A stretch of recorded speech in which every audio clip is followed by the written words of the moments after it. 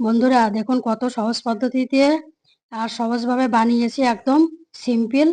এই দু রকমের ডাল মিশিয়ে এইভাবে আপনারা তৈরি করবেন, আর এরকম সহজ পদ্ধতি আর সঠিকভাবে বানিয়েছি এরকম এই চাটনিটা। এত সুন্দর হয়েছে না, দেখুন। উম একদম প্রাণটা ভরে গেল, এত টেস্ট হয়েছে। এইভাবে বানিয়ে খাবেন। আর এই রান্নার ভিডিওটির লিঙ্কটি এখানে অ্যাটাচ করে দেওয়া আছে, ওখানে যেয়ে দেখে নেবেন আমি কিভাবে কত সহজভাবে এই জিনিসটা বানিয়েছি। এইভাবে বানিয়ে খাবেন আর সন্ধ্যায় বসে বৃষ্টির দিনে খাবেন আর জমিয়ে আড্ডা দেবেন।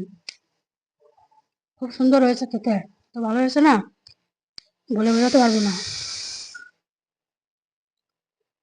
খুব সুন্দর হয়েছে। এই যে চাটনিটা না, এত দারুণ। আহ